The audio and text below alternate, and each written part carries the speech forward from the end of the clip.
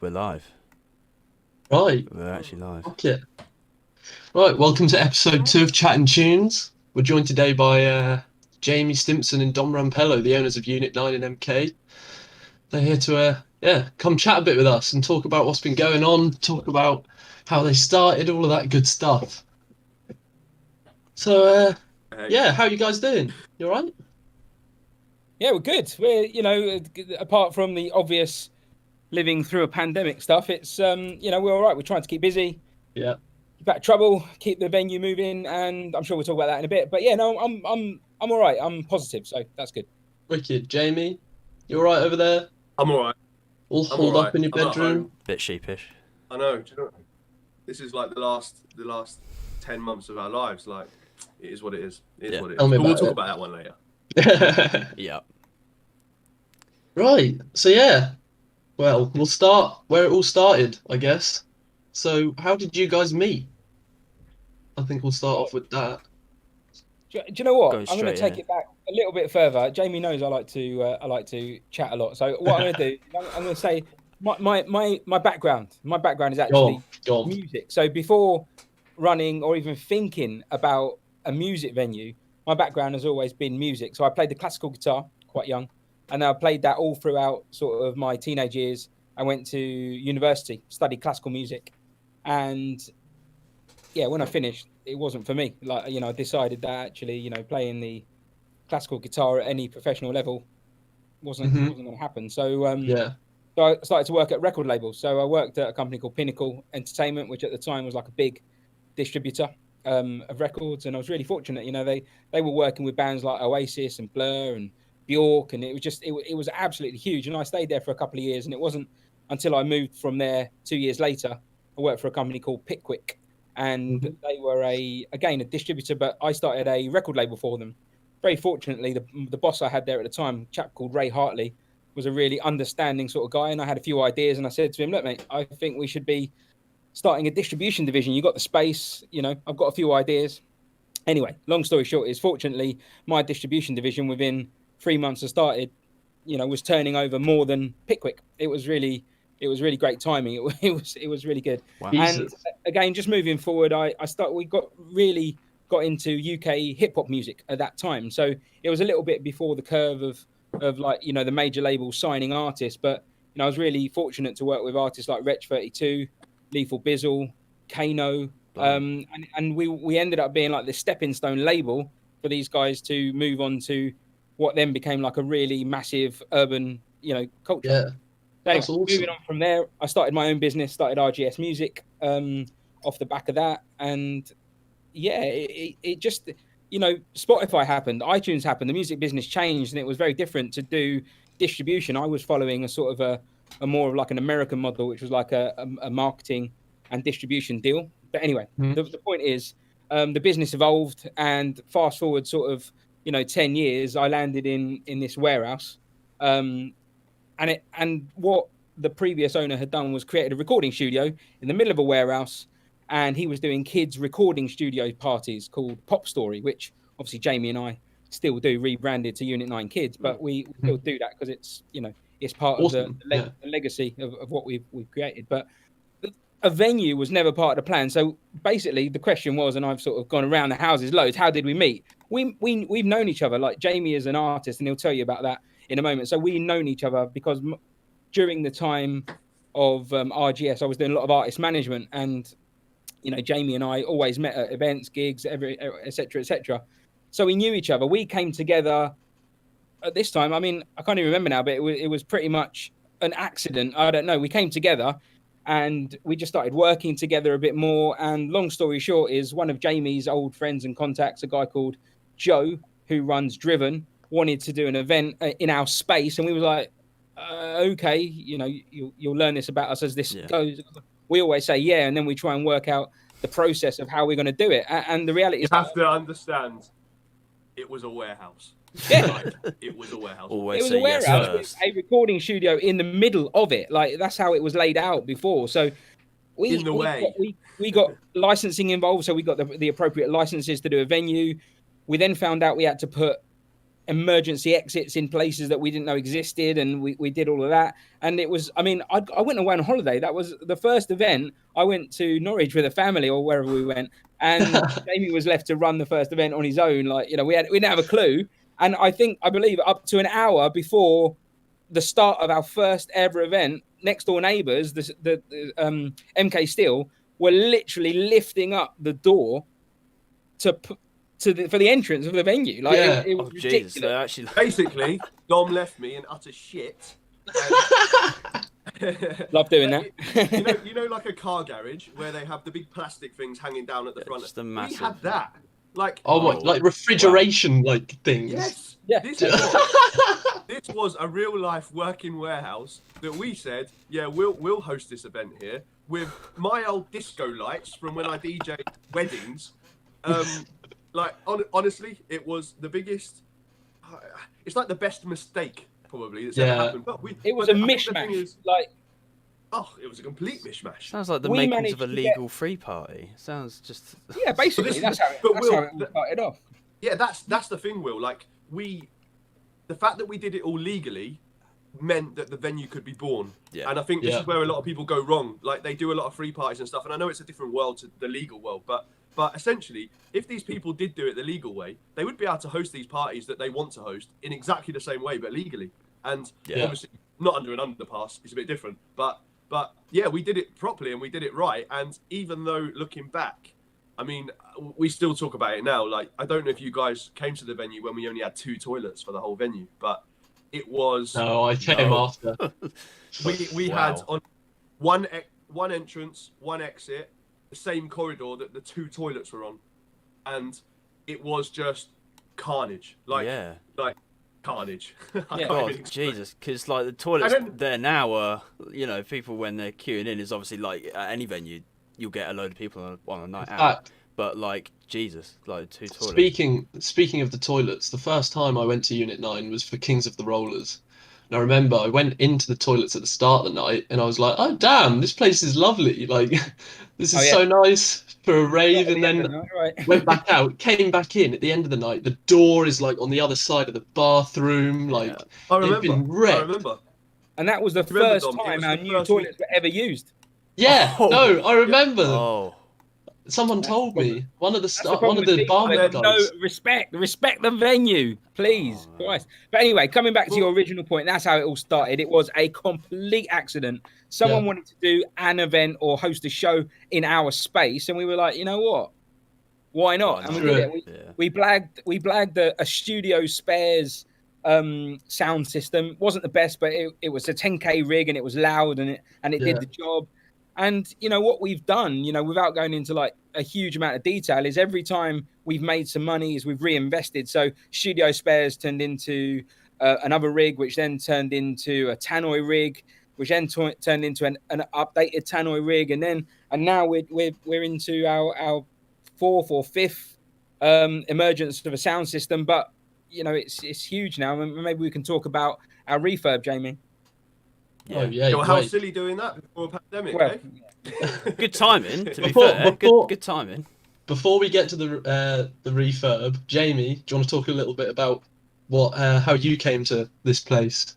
How you arrived with Unit 9 in your lap? Exactly the same as Dom. Well, my background basically is music, as you may know. So I was singing, songwriting, and I was in a duo called JSMV, and we did really well, to be honest. Like, for an independent artist, we toured all over the UK, went on multiple tours as a support act, and played all the O2 academies and done some crazy stuff. Done the Millennium Stadium to 40,000 people, and like I had some real highlight moments, like as an artist, and experienced things that people dream of experiencing.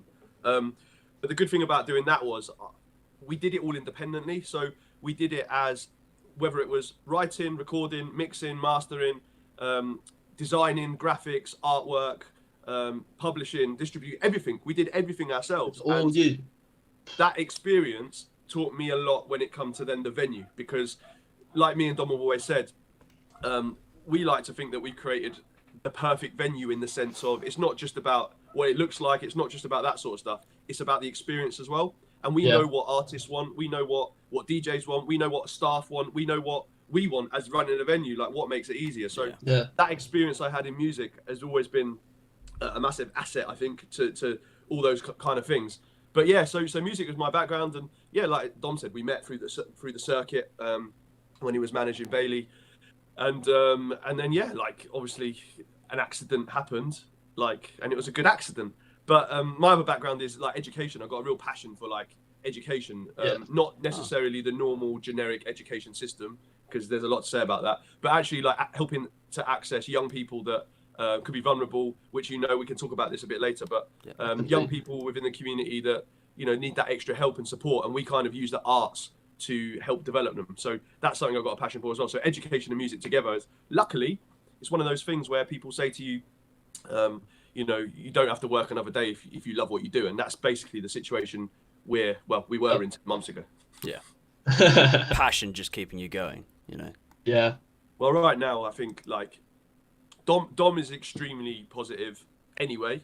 I'm positive, but I'm also black and white. So, like, you know, sometimes I look at the facts and I think, like, fuck me, what the hell are we going to do? Yeah. Like, this is bullshit. We have no control over this. And that frustrates me.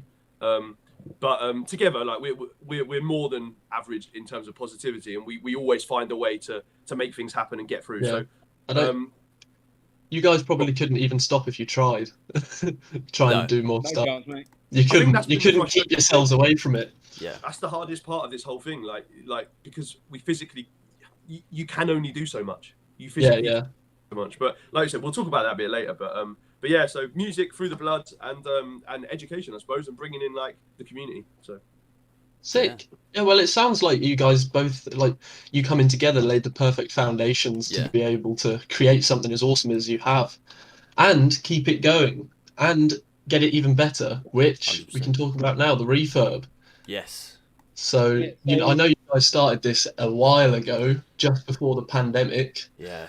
Good time. And so August 2019, maybe a slightly bit before that, we kind of thought, this is the time, you know, so up to date. So probably 3 years up to that point, we had been doing great events, but, you know, I think Jamie mentioned it earlier, like very makeshift. Like we had good lights and we had good sound, and, you know, we just thought, actually, rather than people wanting to come to us, you know, to come to effectively, what was happening is you'd come into a warehouse with a sound system in it. What we wanted is you're coming into a music venue, like, you know, and you get that feeling as soon as you come in. You know, when we first started, just because of the logistics and the layout of the actual space, we had to have the stage, you know, to the left of the venue. And, you know, everyone that knows a little bit about music knows that you can't get perfect sound from that sort of aesthetic. It can't work. So anyway, we come to that point. We thought, you know what, this would be a really great opportunity. We've started working with bigger brands, bigger artists, bigger everything. We thought, well, let's make something bigger and better for them. So yeah, we threw our...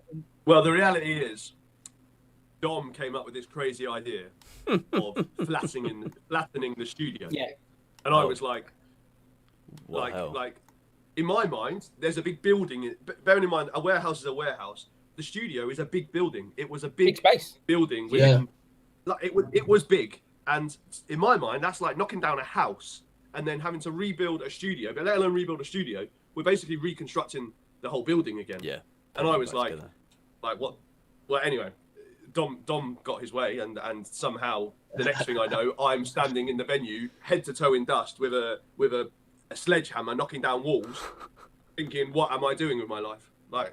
And that's effectively what we did. You know, we had to get a bit of help, obviously, as a business. You know, we do have an element of cash flow, and in fairness, we'd built that up over the years of trading. You know, some good events, bad events. You know, you start with really crap events, don't you? And then you build it up. But we couldn't just take X amount of money out of our cash flow and do that. So we got some help, got some investors on board, and we basically, flattened the entire space, got rid of the studio. And we built 2 mezzanines. So one is at the back. People can't really see that. So behind where the stage is now, there's a mezzanine. And on top of that is our studio, which I'm in now, actually. I'm doing a bit of work here at the moment. So sitting in our studio now. And downstairs, we've got purpose-built backstage area for artists, you know, which we never had before. Like we didn't have it, did we, Jay? People stood in people went in the studio. That's what we did. That's right. For backstage before. So we've got 2 rooms now which are purpose built backstage, which you come out of there and you can walk directly onto the stage, which we've now built a humongoid stage in the middle of in the middle of the space. Yeah. And 8 meters by 7 meters, and it's like 1.5 meters high. It's a proper. It's a good stage. It is a really good stage. Really cool. And we then built another mezzanine, like I suppose at the entrance. So as you walk in, on top of you now, there's another mezzanine which is quite large, and it comes out like 8 meters or so and goes the whole span of the warehouse. I have to say, that is honestly my favourite addition. That is one of the coolest features. That is my favourite bit. That mezzanine at the back really like spaces out the night. Like having that overview. Being down in the like rough of it all the time is like fun. But then like you get tired. You don't really have anywhere to go apart from the smoking area usually, and you don't really want to be out there all the time. So the mezzanine is perfect. Like it's a bit more sparse. Well, it's a small bit quieter. It's brilliant. Cheers, man. When it was first done. And we had, I think it was hospitality, wasn't it? First event, one, and everyone was up. We stood up there, and honestly, like it was a sea of people from the front to the back, like crammed in with people around us upstairs, and we looked down and was like, "Oh, what have we done?" Like it was just like being at a festival. Like we say now, I started to use it through this whole pandemic. Like it's like a festival-esque vibe. Like it's very hard to explain, and it's very hard to understand because it's just a venue, but. When you've got an event like that and the amount of people that come, the atmosphere is ridiculous. And like you say, having that upstairs bit to just break away and kind of just take in what's going on downstairs, it's pretty special. Like that is cool. But it's making me go all funny now because I'm so annoyed that we can't do events and like. Do you know what it reminds me a small bit of Fabric, because do you know how Fabric has their mezzanine level, which is like almost it's pretty famous now, I think. Yeah. But we'll take that. Yeah, no. Yeah, I mean, Fabric's a pretty huge venue. I think the big thing with it as well is that it's now, from where it's all been done, it caters for all in a way. It's obviously everyone's different, and I think because you've got the mezzanine level, you've got everything to cater for all the acts and stuff backstage. You've now got a massive stage. I think technically 2 bars now as well, because you've got one on the mezzanine level as well as the first level. It's it really does cater for all. And the other side to that, Will, is people don't really see it, but like backstage as well, we've added a toilet for artists. Yeah. And we've had to do that. It sounds a bit like a luxury, but we've had to do that because when you want to attract bigger names on their riders, they demand, yellow M&Ms and certain things stupid. And a shower. But they also demand a toilet and a shower. So by adding that toilet and shower, it now means when we moving into the live music scene with the bands and the artists, it means that we can actually attract that caliber of artists that we want to bring. We want to be an O2 Academy. We want to bring in names that as well as support the local scene. We don't just want to support the local scene. It all works hand in hand. Grassroots.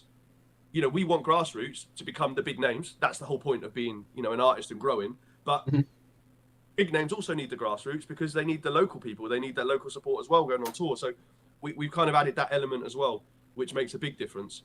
And then also, something you haven't spoke about, and I know you've obviously seen it, but most people haven't, we also built a smoking area outside.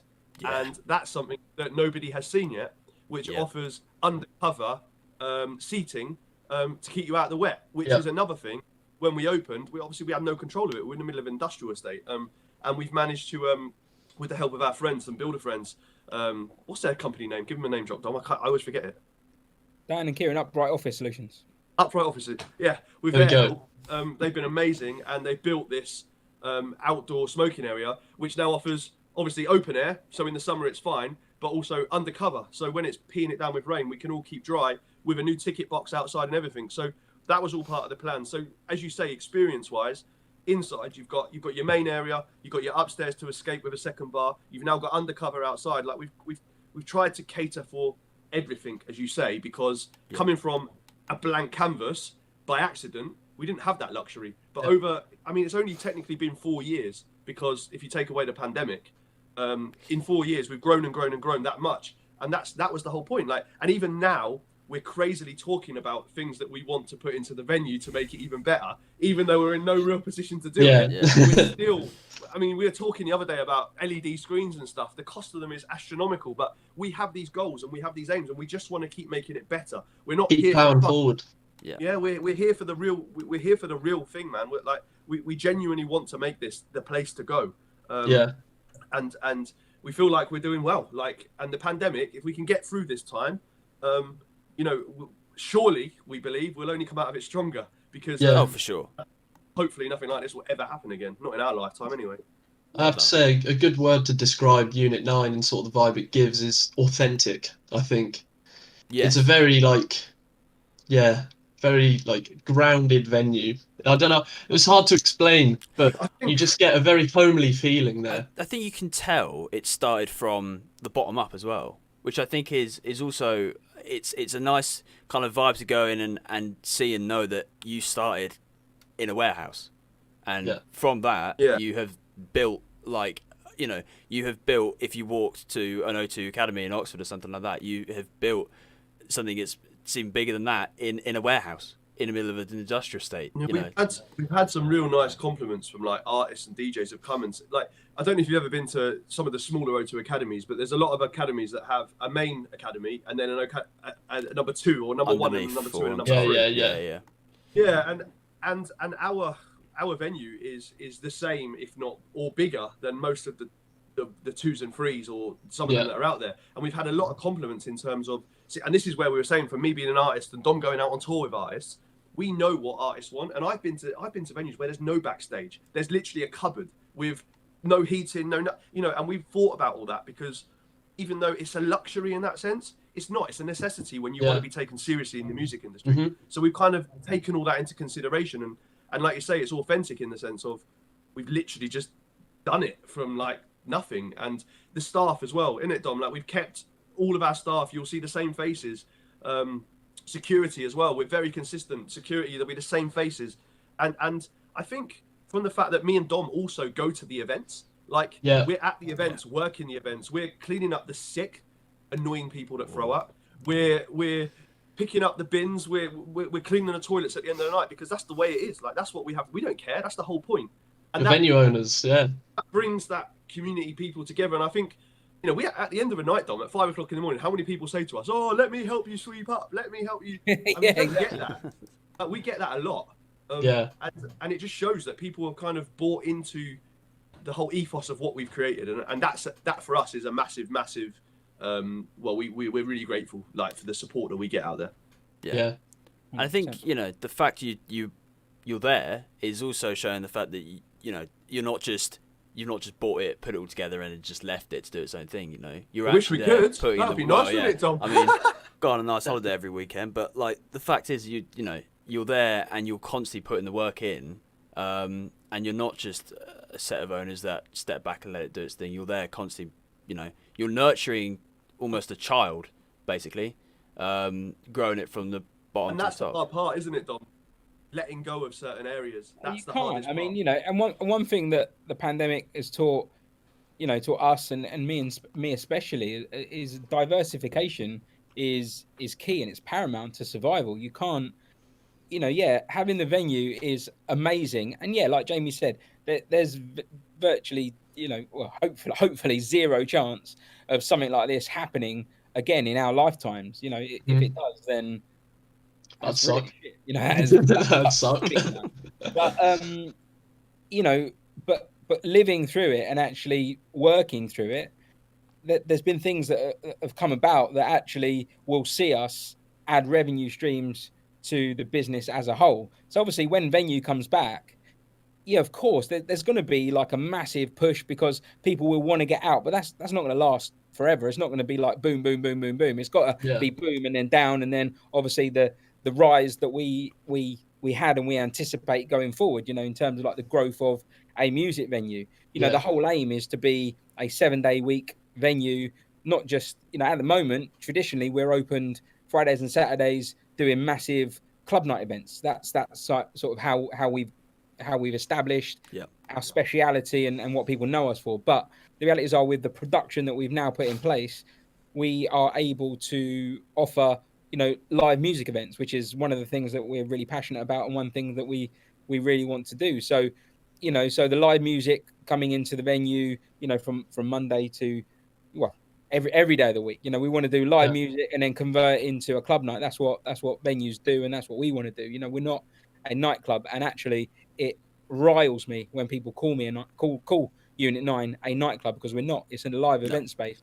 And actually what Unit 9 has taught me, because, you know, obviously my background is music and I suppose classical music to an extent, slightly snobby about music. So what I didn't really get was drum and bass, or was house music, or anything.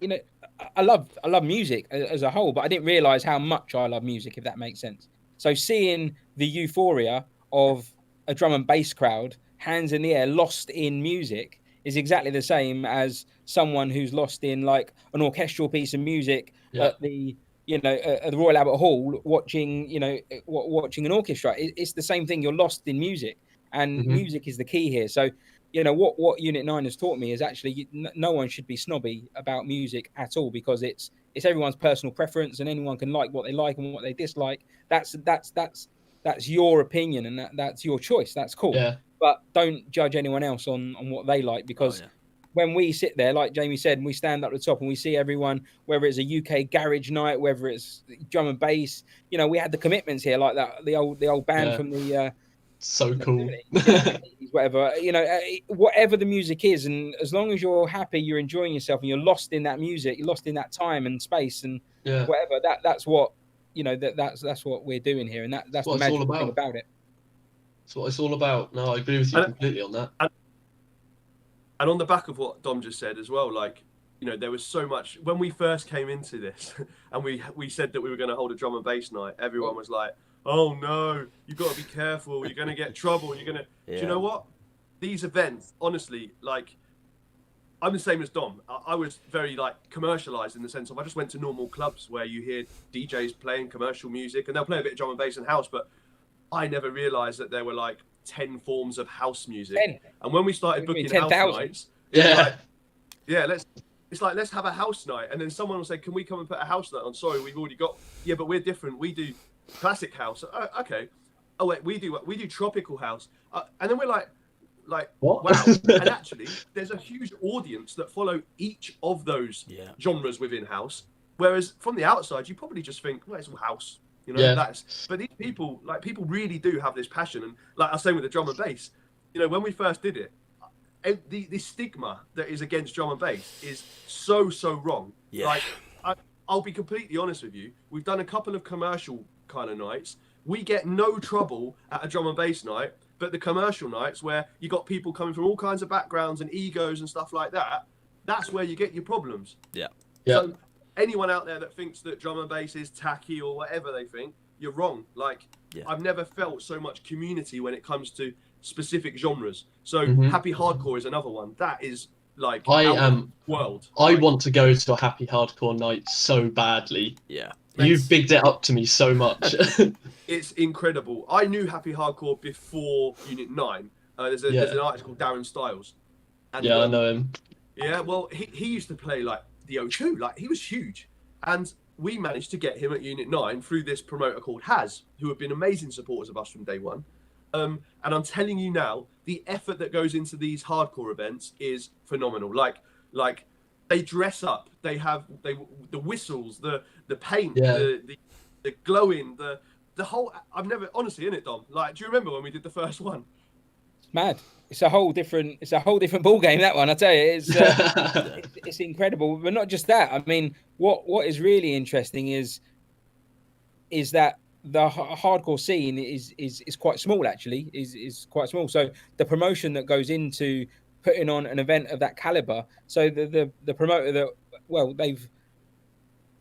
he reckons he's not going to do an event again. However, I feel like hopefully he will do an event again. Simon, Sid P, his name is. He runs a promotion called Haz, and you know that's the promoter that we've worked with along, you know, all through the years of doing, you know, what we've. Dom clearly didn't pay attention to the last couple of minutes, did he?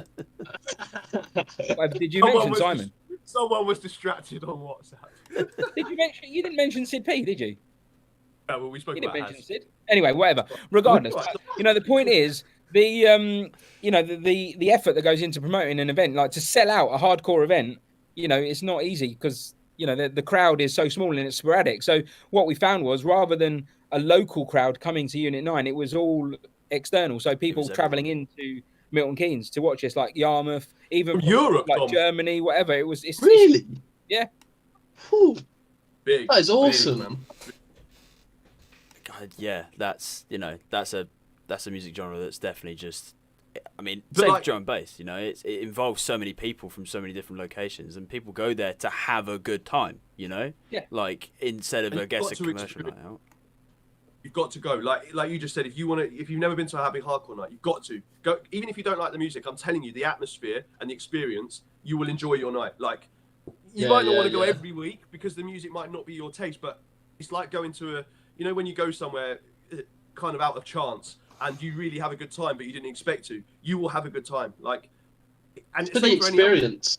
Go to a house night, go to a drum and bass, go to a garage night. Like, in their own right, they're bloody good. Like, and people put a lot of work into one night, and that's the side of things. Like, as you guys know, as promoters, you've not had a lot of luck lately, but but a lot of work goes in, and I don't think punters always appreciate, not even just from your point of view, but from a venue point of view, the work, the sacrifice, the money that goes into making these events happen. Yeah, And that's a whole new topic to talk about, but it's worth experiencing. And if it costs £10, £15, and as a DJ you don't know, what's £10-15 in the grand scheme of things when you're going to take in this whole experience? Like, just go and do it and support. Like, it's more than worth it. It's more than worth it. and I think that's especially for us.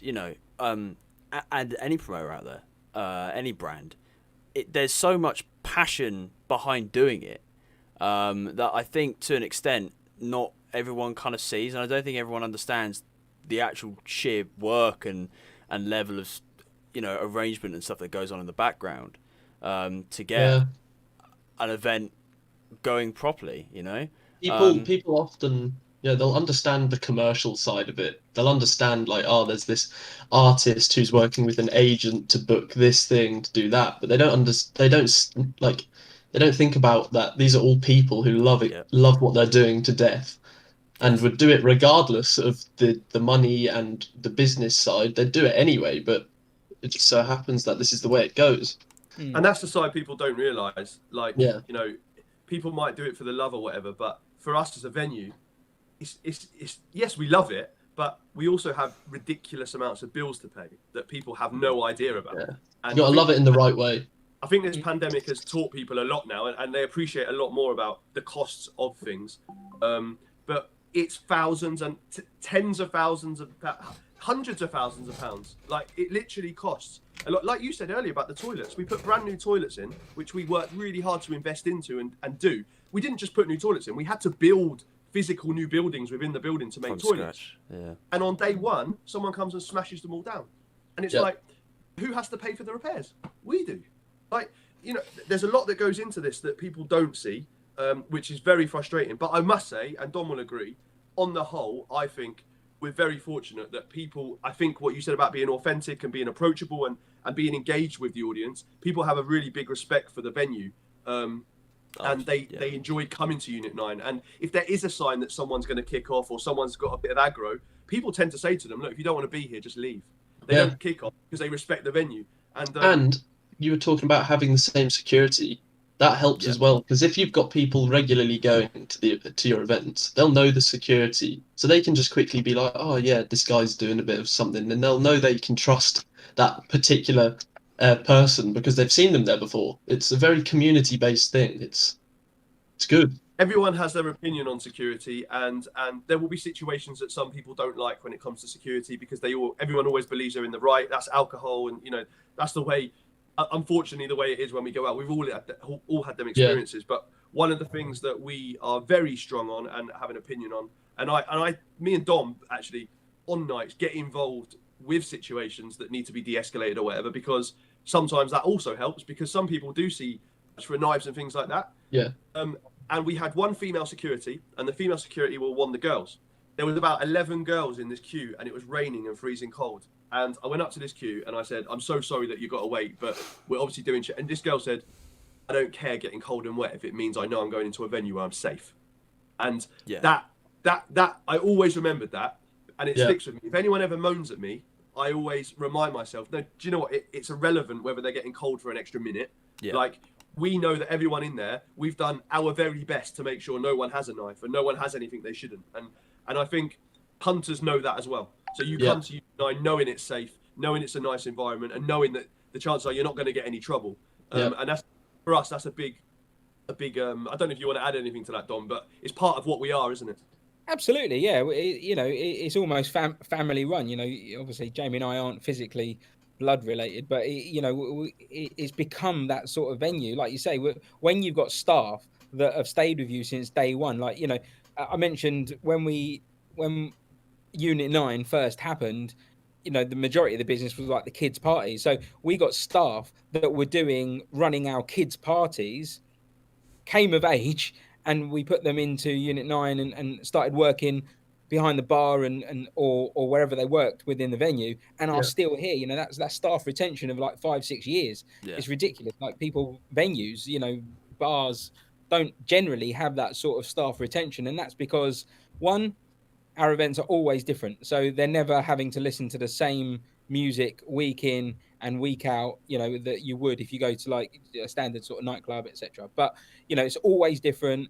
There's always different people, and you know what? It is fun and it's friendly, and the rest of the staff are fun and friendly. So that people do feel safe, because I feel like actually it is safe. Like, why wouldn't it be safe? You're going to get some plums. Like, that's life. You're going to get people that come into this place or go into anywhere, but generally we can sniff that out quite quickly and either get rid of them or talk to them. That's what we like, to talk to them. Why are you being a div? It's quite simple, really, when you do it. But no, it is safe and it's secure. We love it.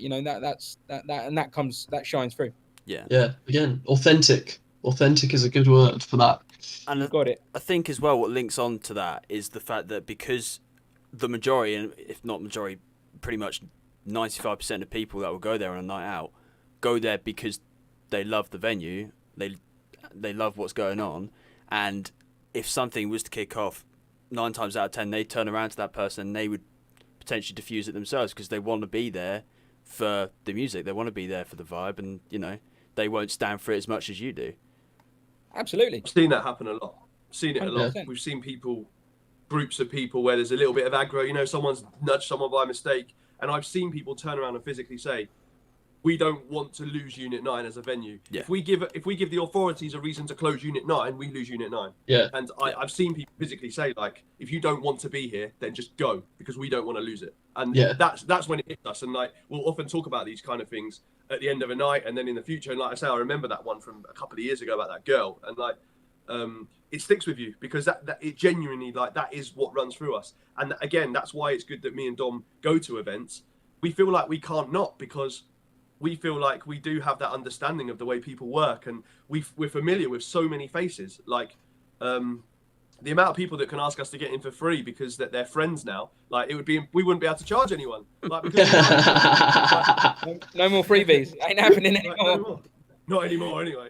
No but yeah, and the staff, like, even the bar, let's be honest, we go out, bar staff are just bar staff. There are people in the world that will make conversation, but on a busy night, they're just serving.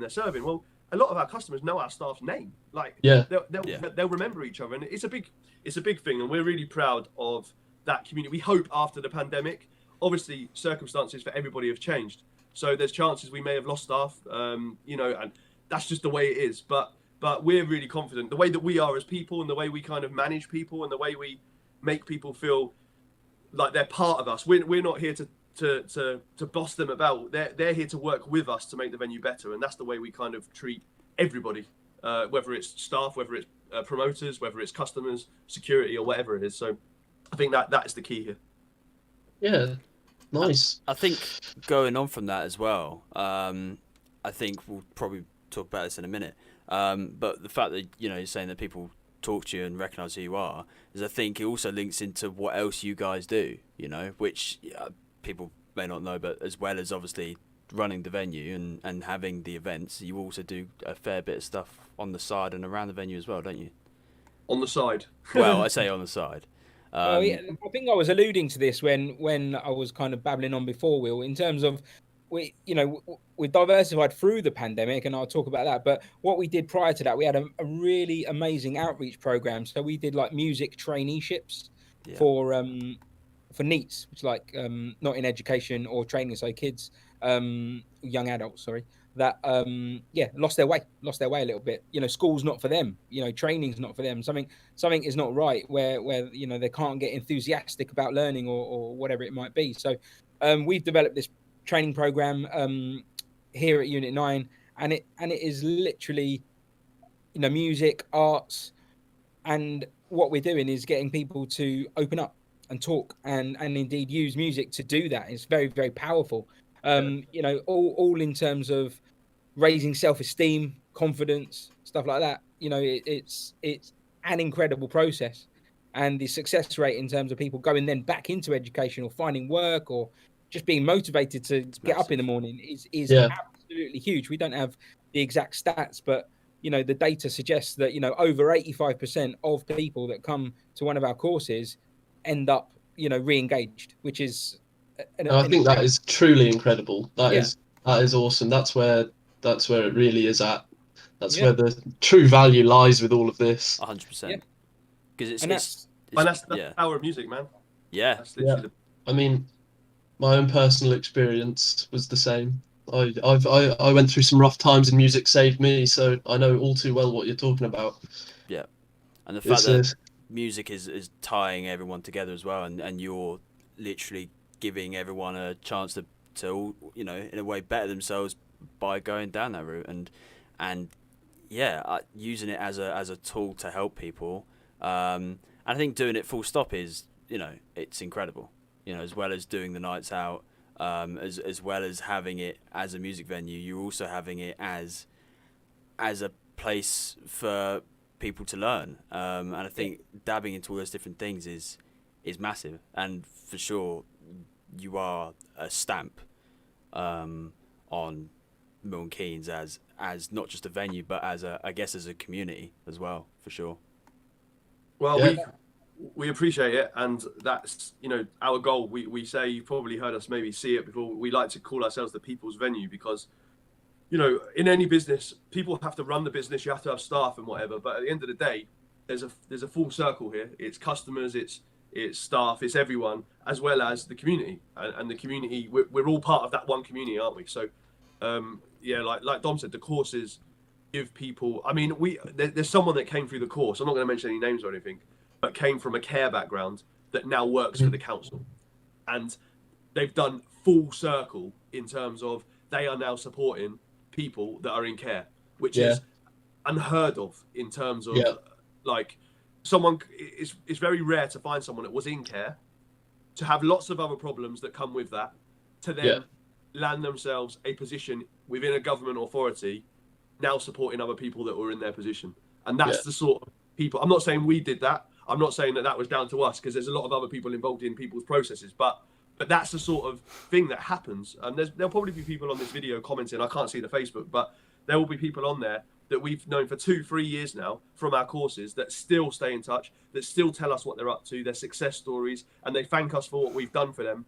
We love that. It means so much to us, because it means what we did was worthwhile. But at the end of the day, all we're doing is we feel like we're kind of igniting that little spark, and then that little spark is what gives them the ammunition to go on. And why can't we do that? If we have the ability and resource to do that, which comes through funding and stuff, there's a lot of work going into putting a course on. It's not just a case of saying we're going to run a course. We have to find funding. We have to fill out the most ridiculous amount of paperwork you would ever imagine to put on a course. And so much goes into it that people don't see. It's not just a case of saying there's a course. We have to fight and fight and fight to be able to get funding, to make certain people in our society eligible for the courses. Like, so much goes on. So when people do give us them lovely words to say that they've done this and they've achieved this, that's when it means something to us, because otherwise it's pointless. It's a pointless process. Yeah. So cool. So cool. You guys need to stop being so good. There's going to be no venues left in MK because you'll take them all over. But I think coronavirus might have something to do with it. The reason this has worked because we're a little bit different. We are a little bit different. So we're not aiming to be the next Stables. We're not aiming to be the next MK11 or Crawford or whatever. We do something different, and we offer something different, and that's not just events. That's what we do outside of the event. So what we started doing sort of August last year was kind of went straight back to the roots of how this all started, and we've started label managing for a local artist called Chris Wesson. So Chris, actually that came full circle. So Chris owned Pop Story Unit 9 prior to prior to taking over, and Chris approached us last year and during the pandemic and wanted to establish his own record label. So we've got involved in all of that from establishment to paperwork to PRS, MCPS, but all the way through to like a full promotional campaign to promote him as an artist. So he's using Wesson Music, which is his label, as a I suppose a vehicle to promote himself, but the whole idea being he wants to sign other artists, and that's all local. That is all, traditionally local music, and it's going really well. So we've put a team of promoters around him. So we've got press, radio, Spotify playlist promoters, everything, in terms of like building up this entire ecosystem around the label. So that's something that obviously I'm really passionate about, because that's completely my bag and my background and what I came from. So we're, that's really cool. And that's that whole diversification thing, without, obviously we don't want to get into the doom and glooms of it all, but frankly speaking, without Chris and the ability to offer that service, Jay, would we still be here? I mean, we'd probably be hanging on by a thread, but to be able to offer that service and do different things at a time where we can open as a venue, we've been able to offer a different service to get a different revenue stream, which means we've been able to top it up and use our cash flow to balance the deficits. And obviously no one's here for an accountancy lesson, but it's fucking hard. We are literally hanging on by a thread, and we want to be able to kind of tell this story in a year's time and say, wow, that was hard, but have a banging venue, have a record label services, have our outreach program really buzzing, and actually we've done all right. You've done incredibly, has to be said, for sure. So because first, I don't know how many people on here are going to know you weren't given the support by the government that you thought you were going to get and that you should have got. So you first had that blow, and then you've honestly done so well in order to keep yourselves going, and I know that the community appreciates it a lot, all the work you've put in. It's been really hard, because the hardest part of that is, I'll tell you, the hardest part for me is this whole thing has become normal. So 3 or 4 months in, it was all fresh and it was new, and everyone was fighting to help save venues, and there were so many people doing so many things to help. But now it's become so normal because it's gone on for so long. I'm not saying the public have forgot us. They've not forgot venues and stuff, but everyone has slightly kind of been forgotten, because we've all had to adapt to this new way of life. Yeah. And that makes it harder for us then, because when the government aren't helping us, I mean, the other, when was it, Dom? A month ago, when we told everyone that we didn't get any help, email the MPs, and I think we flooded their inboxes. Yeah, I think you did. And we probably upset a lot of emails that day. That is the importance. That's the importance, that even though everyone's gone quiet, people, when needed, they are there to support us, and that's been crucial. That we're still waiting on, believe it or not, from November. I think we put something out saying that we might have some help. Still going on. We haven't heard anything. We're still waiting, and that's how long we have to wait and hang on to get replies and to get. We understand there's a pandemic going on. We understand other people, but we're seeing other people in Milton Keynes, I'm not going to mention names, but getting hundreds and hundreds and hundreds of thousands of pounds. We don't need that. We're not asking. We're just asking for the bare bones of our bills to be covered until we can open again, and then we'll rebuild ourselves like we did in the first place. We're not afraid of the fight, but we need to be able to get over that line, and that's the hardest part, man. Like, the hardest part as well for me was the unknown of when we would return. So many, it could be next week, it could be 2 weeks. So we're always on edge. Like, you're waiting. Like, when can we plan? What do we do? Moving events 5 times. Like, it's boring, man. We don't want to spend our time constantly. Just tell us. Just let us. But I don't know. it's They the don't have all workload the on answers. that, Jay, as well. Like, it's not just move an event. Like, you guys have been part of this. So our expectation now is obviously different to what it was. So when this pandemic first came about, Jay and I were sitting there, we're like, all right, yeah, we'll be open in a few months, no problems. Obviously, a few months comes and goes, ain't happening. We anticipated we might be open in October. October comes and goes, ain't happening. Then people start talking about socially distanced events. So we remained closed, even though people were opening, because we didn't believe that socially distanced events could work for us. And frankly, there's minimal money in it. However, due to promoters like yourselves, Classic House, and other promoters, that we work with, you came to us and offered to do an event for us for free, which means actually, we're able to kind of charge some entrance fee money. So we get ticket money, we make some money behind the bar, and then actually we can start to build up the reserves back into the business. So through your help and other promoters that we work with, we started to look at these socially distanced events. A lot of work, we put them on sale, but actually there's a thirst for it. People want to come out, clearly. But we don't get it. I mean, Jay and I we sit here in disbelief as to why people might want to come out, sit down in a venue. But obviously, you haven't been out for a long time, and I suppose to come and sit here and still experience the euphoria of lights and the massive sound system we've got, it's different to sitting in your own home. I get that. So fine, obviously don't stop coming out just because I said so. But obviously, we want you to come to our social. I think you should rewind 5 minutes. Rewind. This is a bad business model. I sit here slightly baffled, but that's just me. I'm probably old, anyway, whatever. However, musicians. Yeah, we put on these events, and then it comes to it, a week before, bang, lockdown again. So you have to reschedule all those events. You have to re-promote. You have to redo the tickets. You have to redo the schedule. You have to everything. Is such a lot of work. And when you talk about, and it's not just that, Dom. Think about when we first did it, and we had to remember we don't have tables and chairs. Right. We had to figure out how many tables and chairs we could fit into the venue. What's the best way of doing it? Because you have to sell them as groups, because you can't have mixed.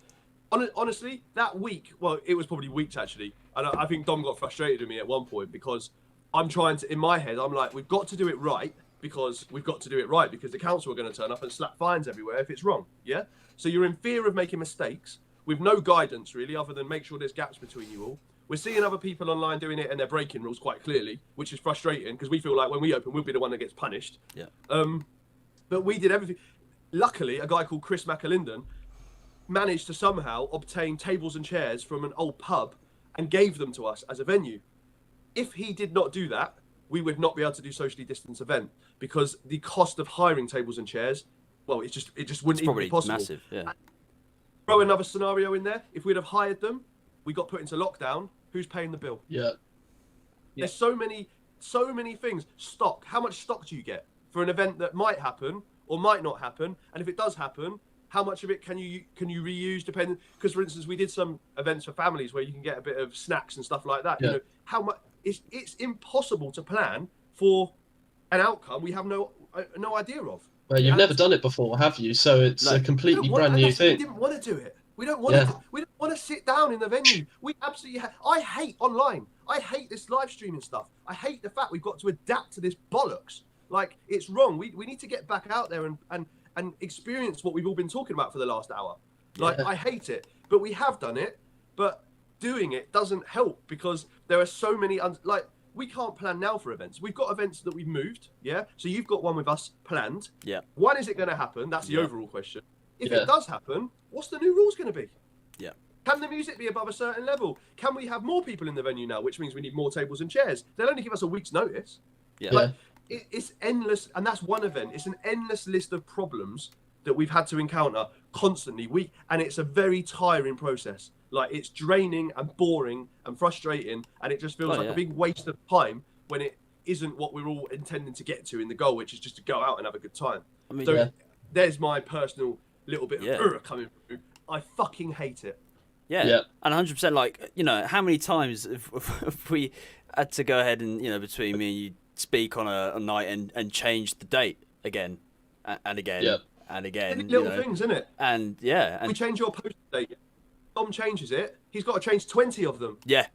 And then we have to go into Still and Fake and re-upload them to every account that is on and be like, it sounds so trivial, but that's one job that needs to be done out of a long list of jobs per event. Yeah.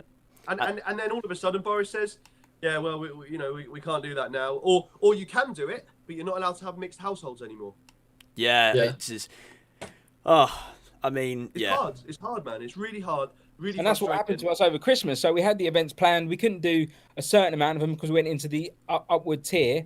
And then, so the only event that we could do over Christmas, believe it or not, was a pantomime. So we managed to work with an amazing company called Panto Ever After, and we put together a panto. That's how diverse we are. You know, we're talking about drum and bass with you, but we did a family pantomime. Yeah, I was going to bring that up earlier, actually. I mean, guys, it was incredible. I'm not just saying that. I've been to a few pantomimes in my time. You know, I've got 2 kids. And, you know, the level of production that we were able to put into this panto, don't get me wrong, it helps that, you know, the guys that wrote this panto were very smart, very clever, were able to use the space that we gave them to kind of adapt the production to what we could give them. But, you know, Jay, I mean, it was incredible. Like, I'm not trying to blow our trumpet here. If someone said to you, we're going to watch a pantomime in a warehouse, because you got to think, back in the day, we created all this extra stuff. It's a pantomime in a warehouse in that sense, but we have managed to, like, we had to do things before the pantomime, structurally change parts of the building to enable them to get on and off of stage in their huge dresses and their costumes and their, you know, so much goes into that.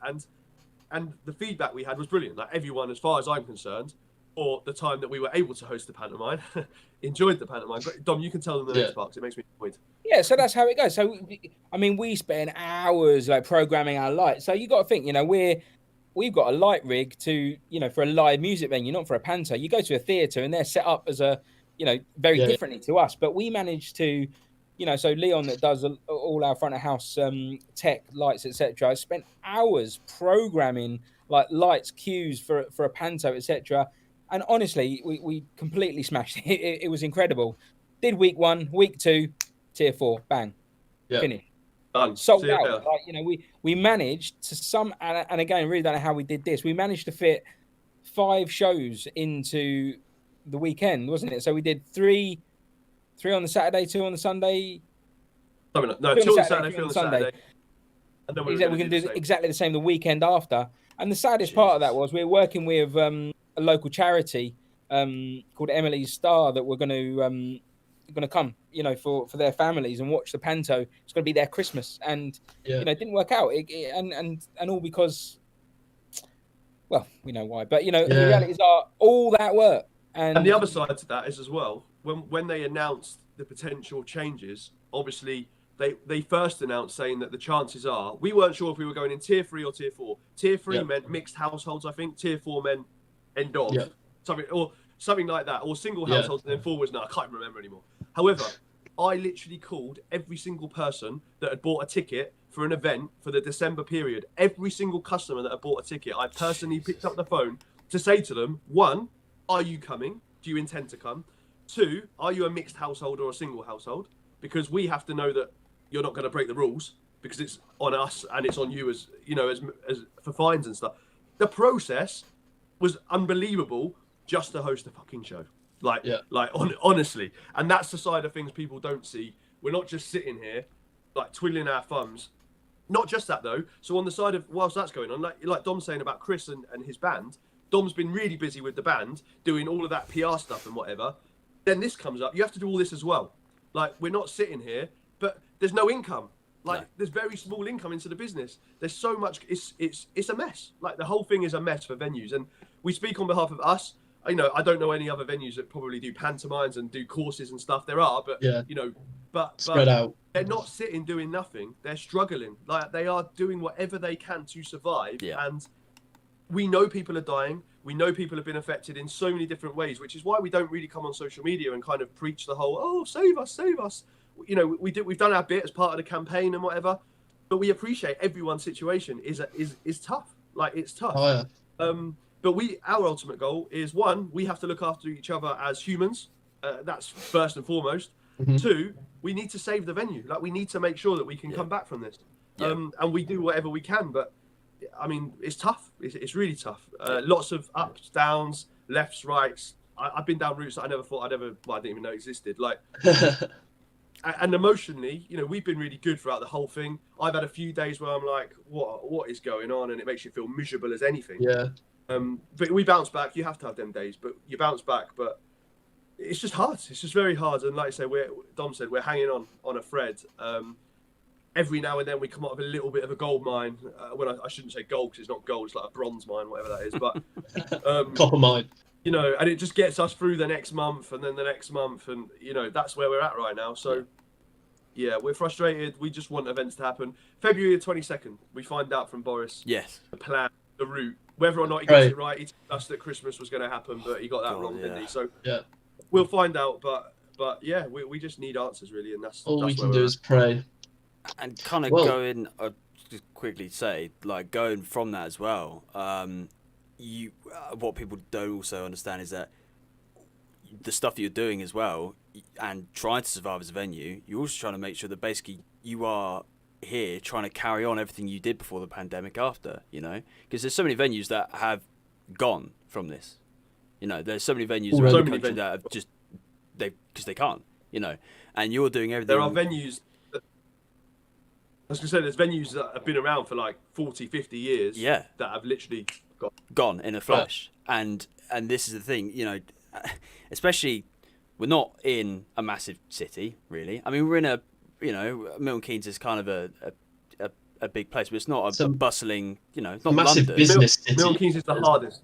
Yeah. It's a massive business Milton city. Keynes is the hardest.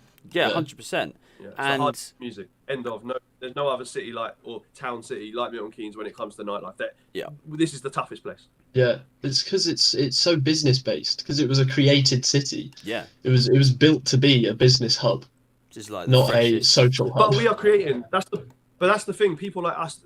You know, it's important that people like us can carry on because we are trying to add to that and create more for the community so that it has that culture. In 50 years' time, if we can look back and say now we have 10 music venues because people like us have taken a plunge and a risk. And that's why it's so important that we get supported by the authorities. And you know, they are looking into stuff now and hopefully they will come through. Like fingers crossed they come through. We've applied for more funding through CRF. Will we get that? We have no idea. We didn't get it last time, but we can only try. Yeah. But the process to apply for funding like that as well is the paperwork. Honestly, Dom, like how many characters are in a bloody form? Like it's ridiculous. And the hard thing about it is, you know, they're asking, you know, the funding process is all set up for more arts organisation, and of course we're in the arts, and that's fine. But you know, it's the Arts Council that are distributing the money for DCMS. So the process is a lot more kind of jumping through hoops or whatever you want to call it. But you know, the questions that they're asking are, you know, in my opinion anyway, I don't know, you know, what everyone else thinks, but they're ridiculous because, you know, they're not really catered towards what we do as a venue, and it's very difficult. What they should be doing, and I know it's hard because we're obviously in a pandemic, they can't come out, but they should be coming out. They should be talking to us. You know, they should be seeing what we do, you know, having this conversation. And they'd learn a lot more about us than allowing us to write, you know, like Jamie says, 1,000 characters about what we do. Like, there's not enough characters. You can't, you know, you need a lot more. You need a lot more than that to be able to say what we do. And you know, look, we've applied for it. If we get it, that would be, frankly, amazing because it gives us the stability to really make it through this. MK Council are looking at like a funding pot for us for all the people that sent letters to the council on our behalf. You know, thank you very much, because that did make a noise, that made a splash. And now they're talking to us about a specific pot of money that we might be able to get, which again will give us stability if we get it. You know, that's the thing. There's lots of ifs, buts and maybes, and who knows. It's unfortunately, because the time and everything it is just full of that ifs, buts and maybes. But I think, you know, the other thing as well is people who go to you on a night out before all this and everything, everybody that knows you, they'll do everything like you said. You know, they'll jump and email MPs for you. They'll go ahead and you know, they'll campaign with you. And I think that shows that even though you're not there putting on events currently, you have hit the community hard. You know, and I think that'll stand for a very, very long time, even when the pandemic's done. And you know, you're a venue that. That has definitely hit the community hard, and people won't ever let that go. And through everything that's going on, people dying and people not having jobs either, they'll carry on doing and trying to provide and help the thing that they want to go back to do, which is dancing and enjoying music in a venue like yourselves. So dancing around like a lunatic. I can't wait. Yeah. Being stupid all night. Look, guys, everyone's struggling relative to their event. own. You know, I get that. You know, and we're not trying to belittle anyone that is, you know, going through this on any other level. But we speak for ourselves, and you know, we are going through what we're going through. So that's our, I suppose, the point of this conversation. So, you know, hopefully, no one will take any offence in terms of like, you know, belittling anyone else's situation. You know, ours is our own, and we're talking about the fact that, you know, survival of our business is not just, you know, we're not working for a corporate company here that, you know, might just fizzle out and that's the end of it. You know, this is a very personal thing. You know, if it doesn't work, then, you know, our lives are affected by that. Yeah, and that's what we're trying. That's what we're committed to. You know, that's what, you know, this business is all about. It is all very personal. You know, the fact that, you know, we stand in front of people, you know, on our traineeships, and we lead those sessions, and we stand at the front door when people are coming into this venue and say, have a great night. You know, that's, you know, we work 24 hours a day, some weekends, to make sure that everyone that reaches us has the best night or the best time or the best education or the best opportunity that they can get. And that's what we're trying to do. You know, it's not, you know. Awesome. Yeah. Love it. Guys. Really do. So what time is it? Should we go for questions from any people in the comments, maybe? Briefly, before we do that, I was going to say, what do you guys think about the health passport? Yes. As a potential way to try and bring some momentum back? I shared that on Unit 9 last night, and it caused did you see, Dom? Yeah, of course. Yeah, caused the message. Oh my god, it's got 103 comments. This is the Jesus. This is the problem. It's this whole pandemic just causes a divide. Like, people are saying, I'm not putting that poison in me. I think the fact of it is, on the outside, it looks like a great idea, because if it means that we can go out, great. But there were some really valid comments in there. Who's paying for the extra security? What happens if 200 of the 500 people that are coming have bought a ticket, test positive? Do we refund 200 people and lose out that money that we can't then recoup? Massive. Like, there are endless outcomes that people don't think about, including the government, quite clearly. And I don't know what the grand plan is. This has been, I think it's been come up with from the Music Venues Trust, who are supportive of music venues. Yeah. But hopefully they're thinking about these outcomes, because I don't see how it works. Like, you know, why should you lose your money if you test positive? And why should we? Well, we wouldn't be able to. We couldn't open. We wouldn't be able to open. It wouldn't. It's like socially distance again. Unless we're sold out and we work on minimal staff and we take the ticket money, it doesn't work. It doesn't physically work. And if we had to have hired the chairs and tables, it wouldn't have worked. So, health passport's a great idea in the sense of, if it means that we can all get back to normal, but normal for the public is not normal for businesses. There's so many more things involved, like, that have to be taken into consideration. So, from that perspective, no, it ain't going to work. But unless they come up with a guarantee where, you know, the government cover the loss of money when people have to get their refunds. I don't know. There's going to have to be some type of like refund insurance or something like that. They're going to have to come up with some type of system to be able to sort that out, because there'll just be too much lost money and too many lost capacity. Like, just hurry up and vaccinate everyone and let us all fucking get on back to normal. Yeah. I totally agree with that. Yeah, I mean, I don't know how well they're doing with it, to be honest. I haven't kept up with the vaccinations. I know my dad had his last week, so... Has he got any free arms yet or anything like that? Yeah, he's grown another leg and he can't walk, and he's fine. He's fine. He said it was nothing. Good. The quicker we get back, they are doing really well. I was telling Don the other day, they're up to like 500,000 a day, and they're saying that by the end of March, out of all the people that died, 99% of those people, those categories, will be vaccinated by the end of March. So that's promising. So hopefully the roadmap on the 22nd will give us an indication. But yeah, we're just fed up. Like I just want to go out and like hug someone. Like, I want to hug some random geezer in a rave that I don't know. That's all I want to do. Sweat dripping off him, and you're like, don't care. Come in. I think that would be amazing. Yeah, when everything's back to normal again, and you can just walk up to someone and actually just, being, especially, in a drum and bass event, especially the stuff that we've done, like having that. I think like going back to what you were saying earlier, Jamie, as well, with people don't understand like what happens, kind of how close people are in a drum and bass event. People will just tap someone on the shoulder and just ask if they're okay, randomly. I actually think I'll cry at the first event, and I reckon Don will as well. I will. I'm going to be an emotional. I reckon I'll shed a tear when we're at that first event where there's like 500 people in there. They're all having the best time. Everything's forgotten.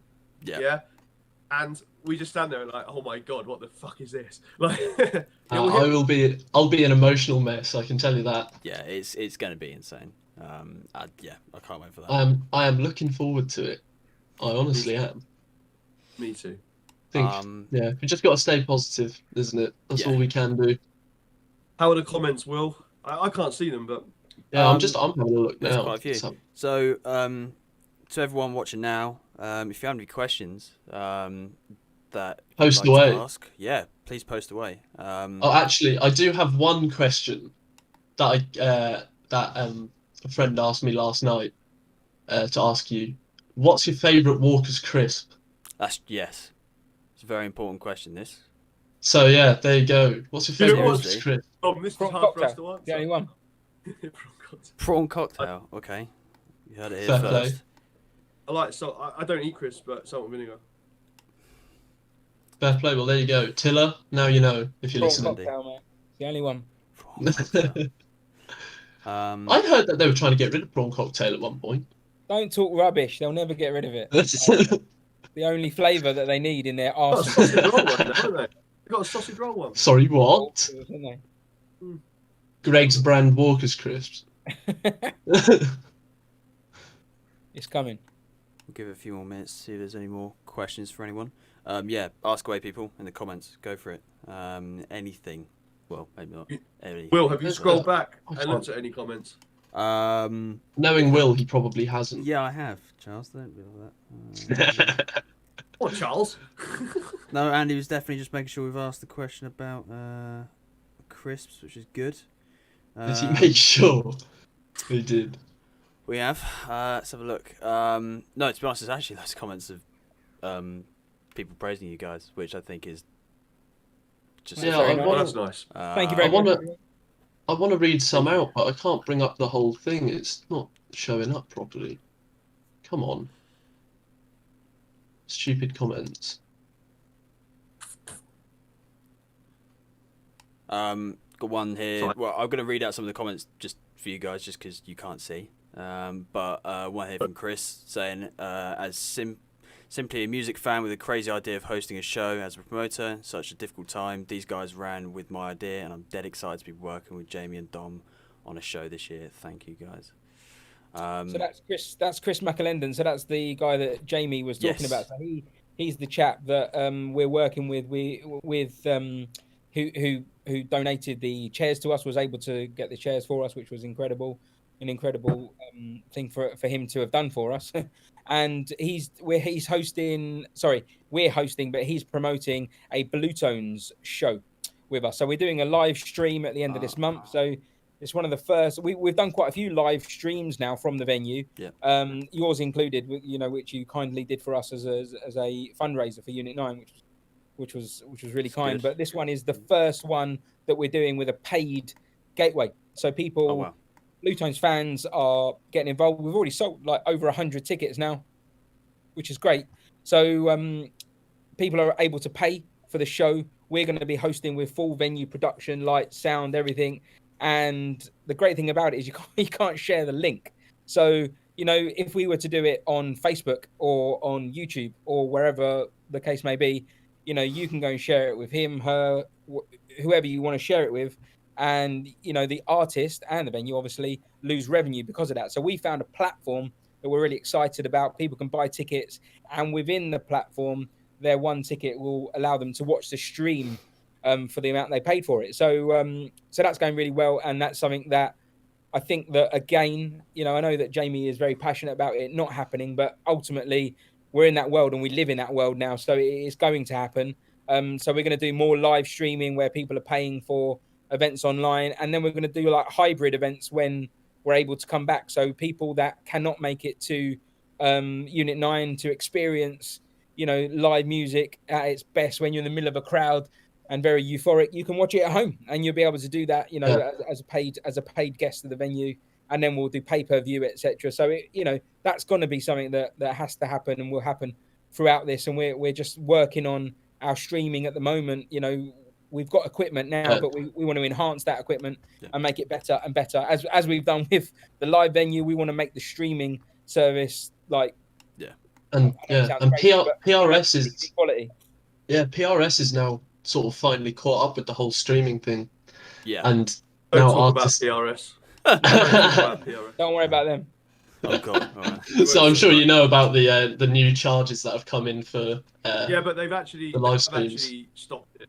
Yeah, they've rescinded that now. So they've because they've got massive backlash. Yeah. I can't. Yeah, it was going to be a very hard thing for them to implement. Charles. Just don't even. Yeah, just don't. I can see the bomb about to go from Jamie's head. I can literally see the steam pouring out of his ears. Just another one of them people that want to make money out of grassroots. Like, next, see you later. Let's go. I think the streaming thing is definitely, you know, I mean, for us as a promoter from, you know, kind of starting back in end of 2019. It's how we've built our brand. Yeah, going straight into it.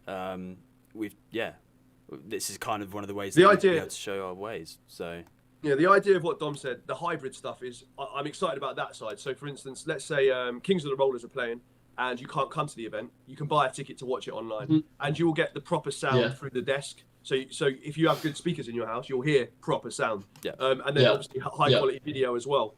Not just one angle, a couple of angles, hopefully 3 or 4. That's the plan. So that when we do shows, people have the option to buy a ticket online as well if you can't make it. And I love giving the option to do that. I just don't like the idea of having to do it going forwards solely, because that's not what we're here That is a seriously good idea. In fact, that could be a somewhat of a solution to the health passport thing. Because say you can't make it to an event because you've tested positive, you can then give those people free access to the event through the live stream, and maybe you could refund them like a couple of quid or whatever. It'd have to be worked out better, I suppose. But they're not getting that back. Maybe. But yeah, no, that could potentially be a bit of a solution to that. The hybrid idea, I think, is a seriously good one. I like the sound of that. And that's what venues are doing now. They're having to. Yeah, like watching a live stream, and like I'm assuming the people who can attend will be in the venue, along with it. So just even watching it and knowing there is people there enjoying it it'll immerse you even more in the event. Well, just imagine you're at home, you can't say it's sold out and you want it to go, so you have a few mates round, you have the music's on from 10 o'clock till 4, you have a party at home, and the angles, the camera, so you'll have the stage, you'll have the DJ, but we'll have a couple of cameras on the crowd as well. So while it's on your big TV and the sound's on, you obviously it's not the same, it'll never be the same, but you feel like you're part of it, and you're seeing what's actually happening. I think that's quite a cool experience. I love it. Yeah, I do really like that. It's like match of the day, you know. A lot of people go to football matches, but then, you know, at 10 o'clock at night, they put on the TV and watch match of the day. They watch it all over again. So, you know, you go to an event, you're caught up in that moment, and you've had the best time. Actually, I want to watch that set again. I want to watch that whole thing again. Yeah. Well, in the future, we'll, you know, be able to offer that service. So we are, you know, it's here. You can't get away from it. So we're. But back to the point, Dom. Chris is the guy that gave us the tables and chairs. And without Chris, there would be no socially distanced events. Big up to Chris. Thank you, Chris. Well done, Chris. You can't even hear me because of my noise. This is for Chris. Look, Oh yeah, that's a wink. That's Yeah. 2 winks. He loves a You have wink to do it, face Will. on the message. Now let me. Uh, There we go. Everyone give Chris a wink. That's as far as. Will, come on, can you even wink? No, Will can't wink. I Can't wink. Will I'm gonna can't blink, wink. mate. No, I'm not gonna try. No, it's yeah, no. Oh God, not even gonna go there. So yeah, any more questions? If not, In the chat. is there anything that you guys Did you? want to say? You know, is there anything that you kind of want to kind of end with and stuff? Oh, there's one point in the chat here. Oh. Check your insurance for any loopholes regarding loss of earnings. Some pubs and restaurants in Ireland have been successful in claiming some stuff back. That, funnily enough, is my auntie who used to work for the Bank of Ireland for years and years and years. So Big up she knows what she's on about. Does she have access to the account and can she transfer money and stuff? Thank you, Auntie. We're actually talking to our insurance company at the moment. We're not holding our breath because our insurance company wasn't part of that FCA testing.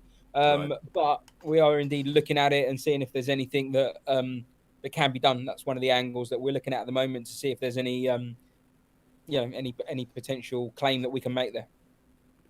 Gotta love the We often business side of get it. messages from people. Yeah, we often get messages from people saying like, "Have you seen this new grant?" And we get links.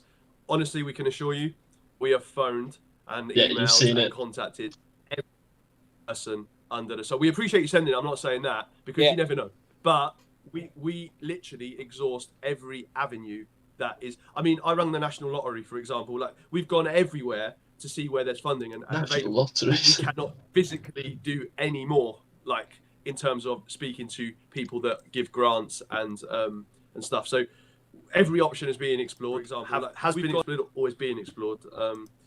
But yeah, we don't think the insurance will pay out, basically. I'll be surprised. Fingers crossed, eh? Companies, I'm sure there'll be some loophole somewhere that they can get out of it. But yeah, we'll try. We'll give it a good old crack. It's all you can do, isn't it? Yeah. Yeah. Wicked. Okay. I think we're. So yeah. Anything else you want to sign off with? Just thank everyone for the support. I suppose. Like it's been a long 10 months. It's going to be longer, and you know, it was good. We were really appreciative that you wanted to do this because actually, me and Don were talking about doing a podcast from Unit 9, and you know, we think maybe some people would be interested in it. There's so much more we could talk about. We haven't even really spoken about promoters and your side and the things that, you know, there's so much more. But actually, this has given us that little bit of opportunity to kind of talk more openly about what's going on, and not just as a business, but how we feel as people. Yeah. Like, you know, because we're humans behind it as well, and it's important. So, so thanks for having us on, and thank you to everyone that continues to support us. And I will say, not shamelessly, whatever the word is, if you can donate, please donate, because genuinely, like, it makes every a big little difference. helps. Yeah, literally makes a massive difference when, you know, if 100 people donate a cost of a drink, it pays a bill. Like, that's kind of the way we look at it. Like, you know, in the grand scheme of things, what we need to pay our bills is not huge compared to massive corporate companies and stuff. But we're talking thousands of pounds a month. So every penny genuinely helps. So if you can donate, we appreciate it. If it was once a month, like the cost of a drink, you know, just a small token, honestly, we really appreciate it. We're making sacrifices ourselves. Like, we're obviously making sacrifices. It's not like we're asking people for money and going off to Barbados. But, I'll put the GoFundMe in the chat. Yeah. So if anyone wants to donate, people about us. If you can't donate, it's fine. Just tell people, like, share our page, share an old video, 100%. Just talk about Unit 9 and show people we're still here and we're still fighting and we're ready to come back. Like, I think that's all we can ask, really, isn't it, Dom? Yeah. Yeah, I mean, it goes without saying that, you know, the way we feel is positive. You know, we're more positive now than we were a few months ago because, you know, there's hopefully light at the end of this very, very, very, very long tunnel that we've been through.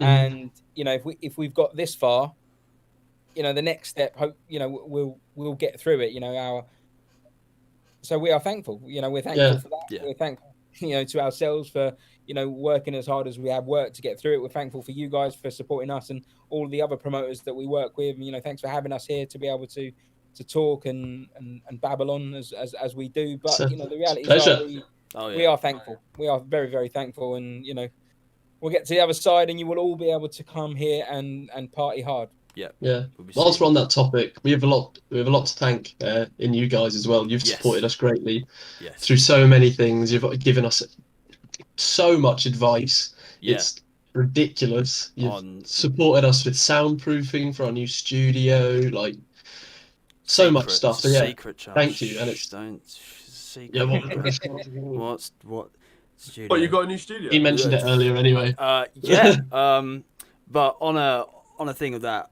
for sure, you guys are, as well as running an incredible venue, you are incredible people. And I think if people don't know who you are, they should by now. But if not, jump to the description. Your Facebook page is there, so definitely go and check out Unit 9. They're an incredible local venue to us, and they're a venue based in Wolverton, just in Milton Keynes. And you'll be hopefully going to quite a few events when we can all get back in the rave again and dance together. Yeah, well, we can't wait to have you. Sounds good to me. Right, awesome, thank you guys. It's been great. Thank you very much. Enjoy the rest of your weekend. Yes, you too, guys. Right, perfect. See you next time, people. Enjoy. Right. Have a good weekend. Bye, everyone. Thank you so much, man. Cheers.